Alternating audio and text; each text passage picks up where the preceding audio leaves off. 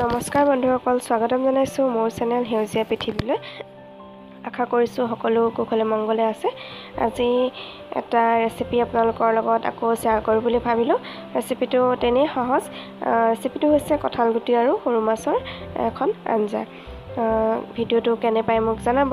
যদি ভাল লাগে লাইক কৰিব, কমেণ্ট কৰিব, শ্বেয়াৰ কৰিব আৰু আপুনি যদি নতুন হয় প্লিজ মোৰ চেনেলটো ছাবস্ক্ৰাইব কৰি দিব। আৰু প্লিজ ভিডিঅ'টোত মাত্ৰ ভিডিঅ'টো চাই কেনে পালে তাৰহে কমেণ্ট কৰিব, বেলেগ একো ধৰণৰ কমেণ্ট নকৰিব। কিয় কৈছোঁ কথাটো আপোনালোকে গম পাইছে। আহক ভিডিঅ'টো আৰম্ভ কৰোঁ। তেল গৰম হৈ ইয়াতে দিলোঁ মই পিঁয়াজ, আদা, নহৰু আৰু জলকীয়া কটা। এইখিনি ভাজি ল'ব লাগিব।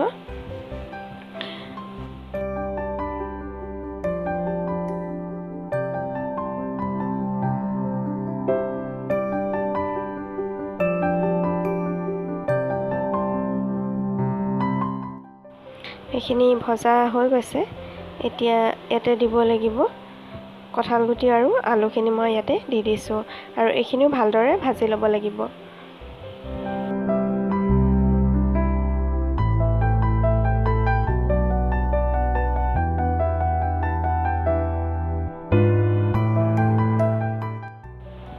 এতিয়া আকৌ এইখিনি ভালদৰে লৰাই ল'ম আৰু ইয়াতে এতিয়া দিম সোৱাদ অনুসৰি দিব লাগিব নিমখ, লগতে হালধি আৰু আকৌ ভালদৰে লৰাই ল'ম। এতিয়া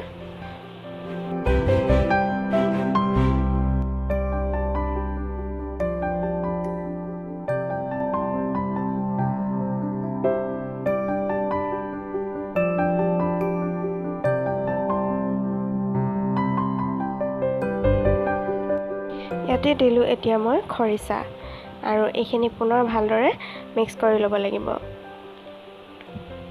এয়া ভালদৰে লৰাই মেলি ভালদৰে ভাজিব লাগিব।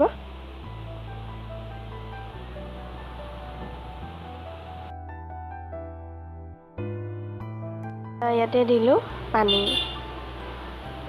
আৰু এইখিনি ভালদৰে উতলিবলৈ দিব লাগিব। এতিয়া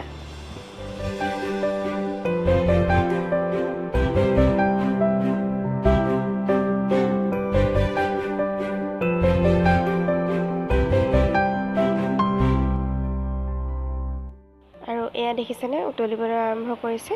এতিয়া আমি ইয়াতে দি দিম মাছখিনি ভাজি লোৱা নাই, আপোনালোকে ভাজিও ল'ব পাৰে। আৰু এইদৰে আকৌ পুনৰ ঢাক মাৰি দিম ভালদৰে মাছখিনি সিজিবৰ বাবে।